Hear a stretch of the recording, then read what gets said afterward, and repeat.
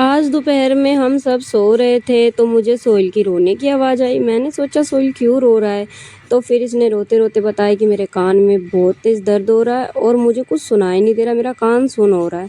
मैंने इसके कान को देखा, फिर मैंने टॉर्च जलाया। टॉर्च जलाने के बाद जब मैंने इसके कान के अंदर देखा तो मेरे कुछ भी समझ में नहीं आ रहा था कि क्या हो रहा है। फिर मैंने जैसे-तैसे करके इसको चुप करा, इसको रोटी दी। मैंने तू रोटी खा ले बेटा, उसके बाद हम डॉक्टर के पास चलेंगे। तो फिर हम हो चुके हैं रेडी डॉक्टर के पास जाने के लिए और अब ये खुश हो रहा है कि हाँ, अब मैं डॉक्टर के पास जाऊँगा और कान चेक करवाऊँगा। तो फाइनली हम घर से निकल चुके हैं डॉक्टर के पास जाने के लिए। तो अब हम आ चुके हैं डॉक्टर के पास। तो हमने यहाँ से करी एंट्री अंदर। उसके बाद अंदर जाने के बाद हमने यहाँ देखा, यहाँ आँखों के लिए चश्मे भी मिलते हैं। ये स्पेशली कान और आँख के डॉक्टर हैं। तो यहाँ बिठा दिया सोहेल को चेयर पे। चेयर पे बिठाने के बाद डॉक्टर मशीन से कान को चेक कर रहा था।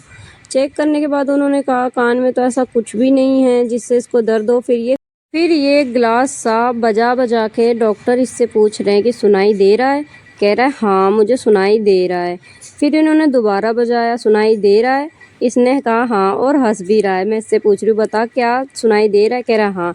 फिर उसने दूसरे कान में चेक करा बजा के, कह रहा सुनाई दे रहा है? कह रहा हाँ। डॉक्टर ने कहा कि कुछ नहीं हो रहा, इसके कान में हो जाता है, आप सरसों का तेल डालना इसके कान में। मैंने कहा आप इसको दवाई ही दे दो। तो उन्होंने ये दवाई दी है और ये कॉटन दिया है। दवाई डालने के बाद इसके कान में कॉटन लगाना। 3-3 बूंद मैंने इसके कान में रात को दवाई डाली थी।